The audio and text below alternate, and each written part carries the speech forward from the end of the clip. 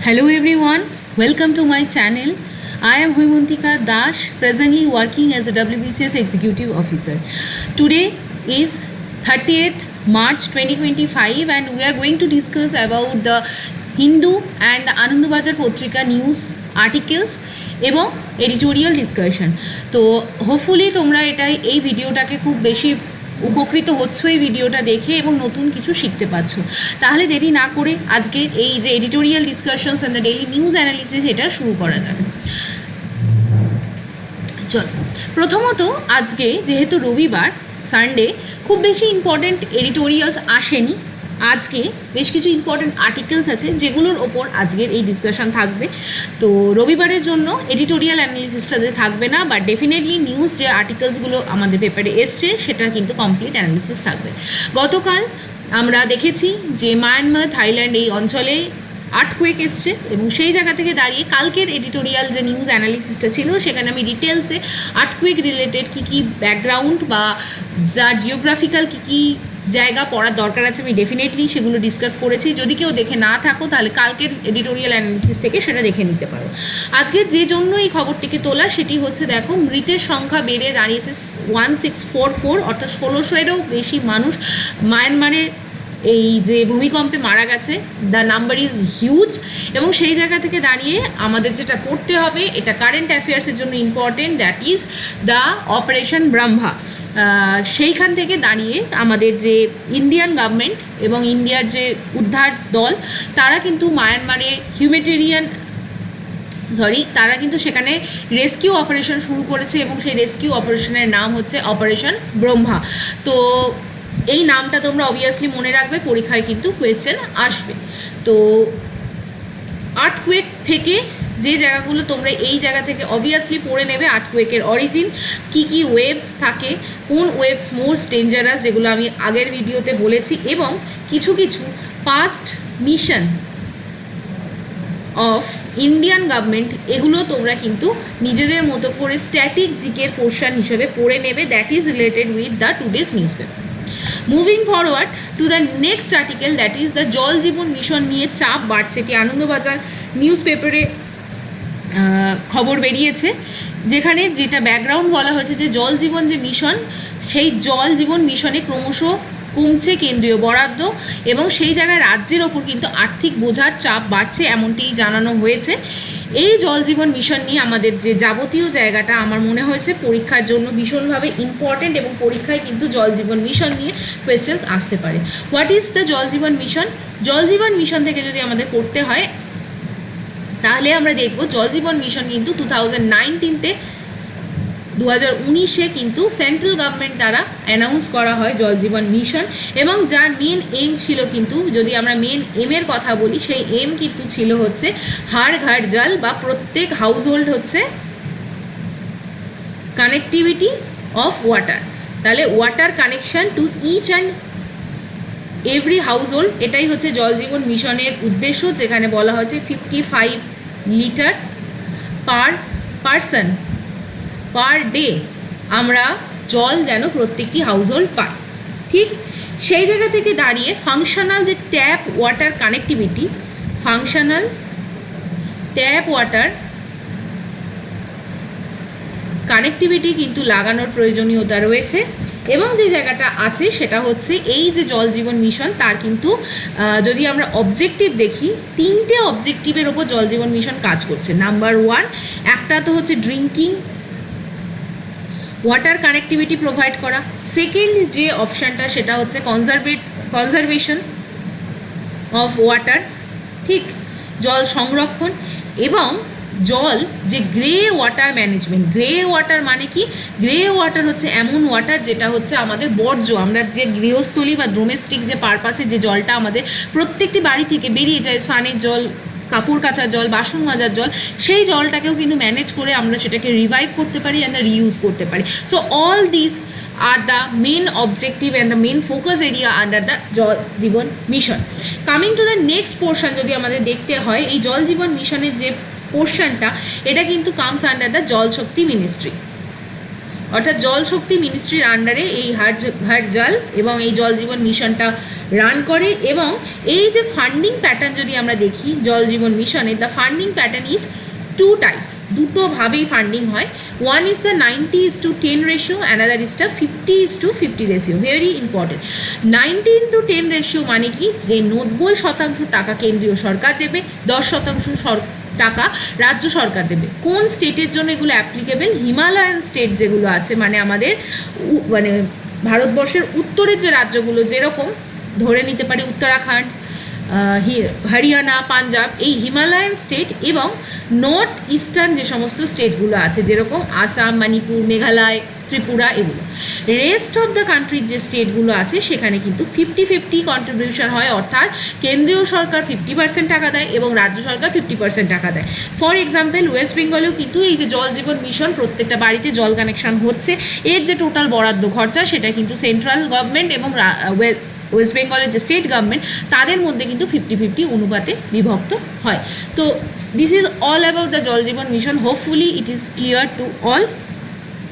এরপরে আমরা যে জায়গাটায় আলোচনা করব, this is the very important news editorial বা আর্টিকেল, যেটা আমাদের দি হিন্দু নিউজ পেপারে আজকে পাবলিশড হয়েছে। The what is the news?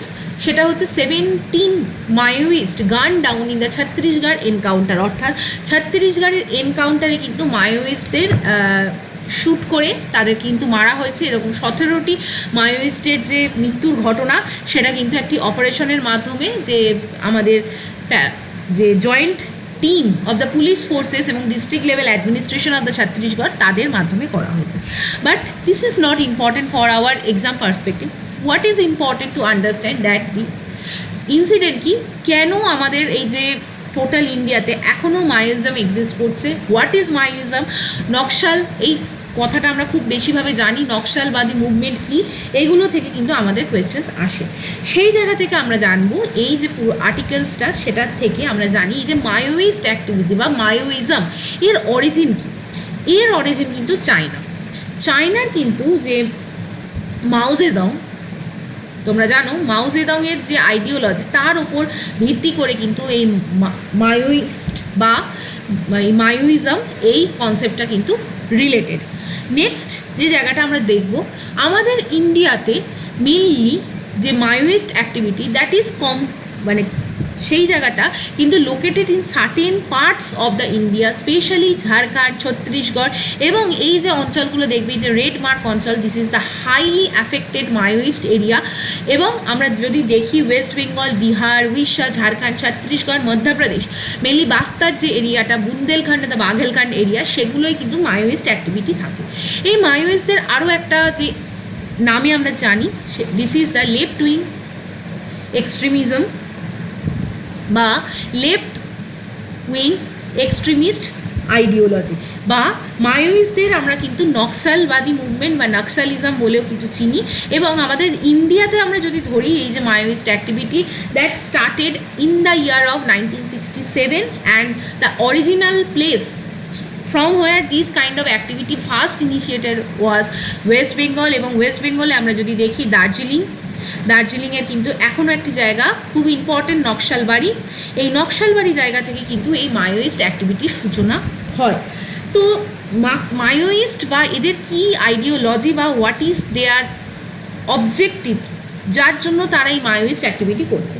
Main এরা বিলিভ করে ইন দ্য ডক্ট্রাইন, একটা ডক্ট্রাইন বা তত্ত্বের ওপর বিলিভ করে। What is the ডক্ট্রাইন? এদের ডক্ট্রাইনটা হচ্ছে to capture state power through armed insurgency.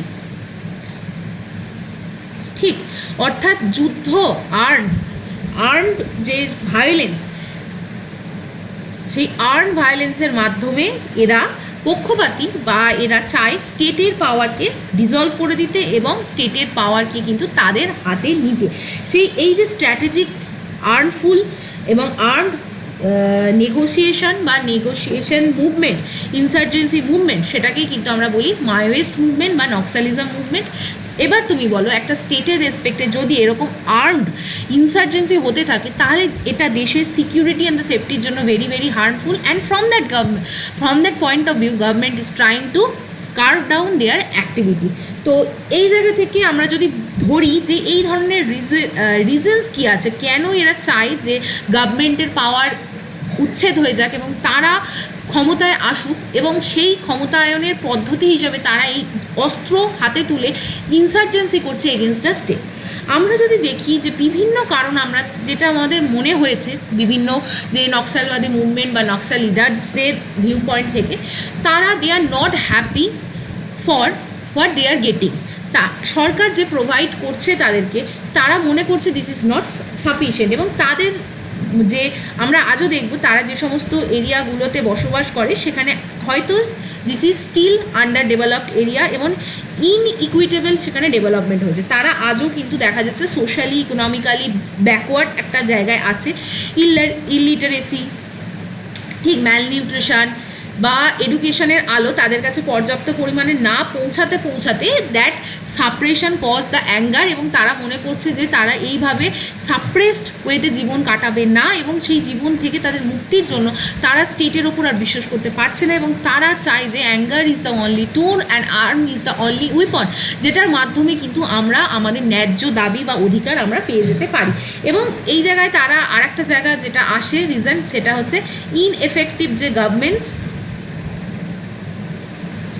Ineffective গভর্নমেন্টের যে অ্যাক্টিভিটি, তাদের কাছে মনে হচ্ছে this is not sufficient to bring light into their life.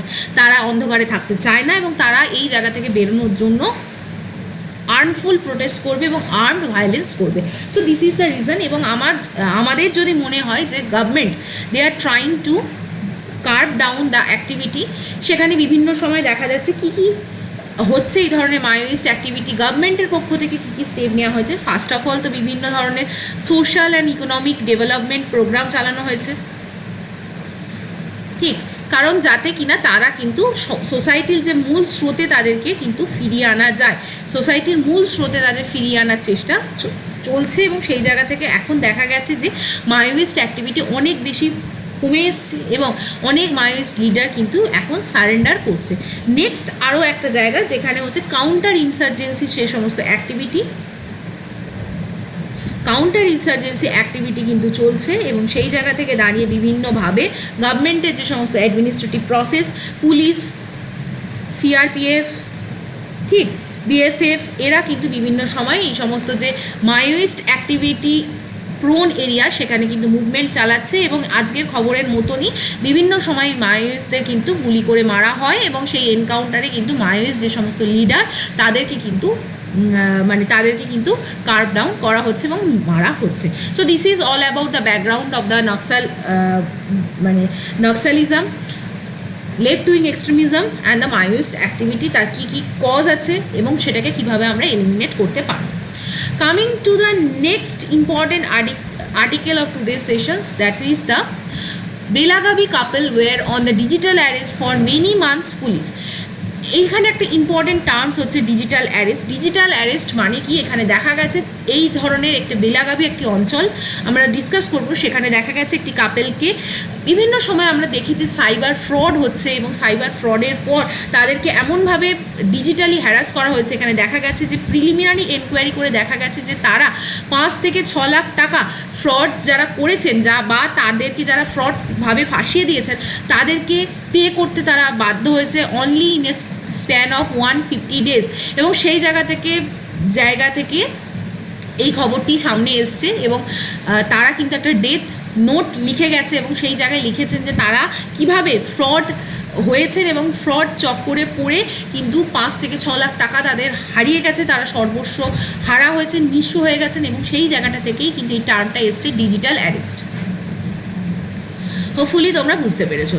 তো এখানে দেখো এইটাই বলা হয়েছে, initial investigation has revealed that a senior citizen who ended his life along with his wife in Bedi village in the Belagavi district of the Karnataka. তো এর ফলে এর যে অ্যালিগেশনসটা আছে সেটা কী জন্য, due to the harassment and threat of digital arrest by the cyber criminals, অর্থাৎ তাদেরকে ফাঁসানো হয়েছে, ডিজিটালি ট্র্যাক করা হয়েছে। আমরা অনেক সময় দেখি যে এখনও ডিজিটাল ভাবে আমরা ফোন কলস পাই বা বিভিন্ন মেসেজের মাধ্যমে আধার কার্ড বা আমাদের কনফিডেন্সিয়াল ডিটেলস শেয়ারের জন্য আমরা ফোন কলস আসে। হয়তো আমাদের মধ্যে অনেকের ডিজিটাল লিটারেসি আছে, আমরা সেটাকে কিন্তু বুঝতে পারি যে it is a fraud case এবং আমরা সাইবার ক্রাইমের চক্করে পড়ি না। কিন্তু এমন অনেক মানুষ আছে যারা হয়তো মানুষকে আজও বিশ্বাস করেছে এবং সেই বিশ্বাসের দাম তাদেরকে কিন্তু অনেক বৃহৎ অর্থে দিতে হয়েছে, এবং that is the case of digital divide present in our country, যেখানে দেখা যাচ্ছে অনেক মানুষের কিন্তু ডিজিটাল যে লিটারেসি সেটার অভাব রয়েছে এবং তার ফলে they are becoming trapped into the kind of fraud situation. আমরা যখন বেলাগাভি এই যে নামটা পড়লাম, তার সাথে আমাদের ইম্পর্টেন্ট দুটো জায়গাকে খুব ইম্পর্টেন্টভাবে আমাদের পড়তে হবে। That is the Belagavi, where it is located and what kind of dispute সেটা আমাদের মহারাষ্ট্র এবং কর্ণাটকের মধ্যে প্রেজেন্ট আছে। আমরা যদি ম্যাপে দেখি, এই যে red marking area, this is the Belagavi district which is the part of the Karnataka. But Maharashtra কিন্তু ক্লেম করে যে বেলাগাভিকে তাদের স্টেটের পার্ট করার কথা। কেন? আমরা জানি 1956-এ স্টেট রিঅর্গানাইজেশন অ্যাক্ট পাস হয় এবং লিঙ্গুইস্টিক বেসিসকে as one of the considerable parameter বলে ধরা হয়েছিল for the creation of the states. আমরা এটা পলিটিতে পড়েছি এবং আমরা এটা সবাই জানি। সেই জায়গা থেকে দাঁড়িয়ে 1956-এ আমরা জানি 14টা স্টেটস এবং 6টা ইউনিয়ন টেরিটরি তৈরি করা হয়েছিল। পরবর্তীকালে প্রত্যেকটি স্টেটকে ভেঙে আবার নতুন নতুন স্টেট তৈরি হয়েছিল। 1960-তে বোম্বে এরকমই একটি স্টেট ছিল যেটিকে ভেঙে গুজরাট এবং মহারাষ্ট্র তৈরি করা হয়। গুজরাটে বলা হয় গুজরাটি স্পিকিং কমিউনিটিরা থাকবে এবং মহারাষ্ট্রে বলা হয় মারাঠি স্পিকিং কমিউনিটিরা থাকবে। এই জায়গায় বেলাগাভি এমন একটি এরিয়া যেখানে দেখা যায় বেলাগাভি কিন্তু মহারাষ্ট্রের পার্ট হয়নি, কিন্তু এমনভাবে ম্যাপ ড্র করা হয় যেখানে দেখা যায় বেলাগাভিকে কিন্তু পার্ট অফ দ্য কর্ণাটক করে দেওয়া হয়। কিন্তু স্টিল যদি আমরা ওখানের মানুষদের কালচারাল জায়গা দেখি, স্টিল ওখানের মানুষদের যদি আমরা ল্যাঙ্গুয়েজ দেখি, তাহলে আমরা দেখব প্রায় 85% people living in the Belagavi district are using Marathi as there mother language or the medium of communication. তাহলে এই জায়গা থেকে দাঁড়িয়ে প্রশ্ন উঠেছে যে, বা কর্ণাটক গভর্নমেন্ট ক্লেম করে যে, মহারাষ্ট্র গভর্নমেন্ট ক্লেম করে যে because of the language issue, যেখানে বেলাগাভির প্রায় 85% মানুষ মহারাষ্ট্রের মানুষের যে মেল ল্যাঙ্গুয়েজ মারাঠার সাথে ইউজ করে, তাহলে Belagavi is the part of the Maharashtra and not the part of the Karnataka, and that triggered the issue and that triggered the dispute regarding the Belagavi between the state of Maharashtra and the Karnataka. এই জায়গা থেকে দাঁড়িয়ে important একটা commission কিন্তু তৈরি করা হয়েছিল to settle down the dispute. খুব বারবার পরীক্ষায় আসে Mahajan commission 1966 to settle down the issue. তো আই থিঙ্ক ক্লিয়ার হয়েছে যে মহাজন কমিশন কিন্তু এই বেলাগাভি ডিসপুটকে সেটেল ডাউন করার জন্য তৈরি করা হয়েছিল, বাট তার প্র্যাকটিক্যাল রিয়েলিটি এখনও সামনে আসেনি। এবং 1956-এর যে স্টেট রিঅর্গানাইজেশন অ্যাক্ট, এটাকে কিন্তু মহারাষ্ট্র সুপ্রিম কোর্টে চ্যালেঞ্জ করে এবং চ্যালেঞ্জ করেছে কোন আর্টিকেলের দ্বারা? 131। তোমরা বলো, পলিটির 131 covers which article? This is the original jurisdiction of the Supreme Court of Supreme Court, correct? Original jurisdiction মানে কি? যদি দেখা যায় সেন্টার গভর্নমেন্ট এবং স্টেট গভর্নমেন্টের মধ্যে কোনো ডিসপুট থাকে ভার্সেস স্টেট গভর্নমেন্টের ডিসপুট হয়, তাহলে সুপ্রিম কোর্ট কিন্তু আন্ডার আর্টিকেল 131 এই ডিসপুটে সেটেল ডাউন করবে। তো সেই জায়গায় দাঁড়িয়ে সুপ্রিম কোর্টে আজও এই কেস পেন্ডিং, যেখানে মহারাষ্ট্র চায় বেলাগাভিকে তার স্টেটের পার্ট করতে, কিন্তু কর্ণাটক কখনোই বেলাগাভিকে মহারাষ্ট্রকে দিতে চায় না। এই জায়গায় দাঁড়িয়ে কর্ণাটক কিন্তু ইতিমধ্যে আরও একটি আর্টিকেল কি ইউজ করেছে, আন্ডার আর্টিকেল 3। এবং বলো পার্লামেন্ট আন্ডার আর্টিকেল 3-তে কী আছে? পার্লামেন্টের একটি পাওয়ার আছে to change the name of the স্টেটের নেম চেঞ্জের অধিকার আছে, এবং সেখানে কর্ণাটক কিন্তু স্যাংশন করেছে নাম চেঞ্জ করার জন্য। এবং বেলাগাভির যে পূর্ববর্তী নাম বেলাগাম, সেইটা কিন্তু পরবর্তীকালে দেখা গেছিল বেলাগাভি করা হয় by the assent of the Karnataka government. So this is the all about the thing. অর্থাৎ এই নাম চেঞ্জের মাধ্যমে কর্ণাটক কিন্তু এটি দেখাতে চেয়েছে যে Belagavi is the part of their state but not the part of the Maharashtra.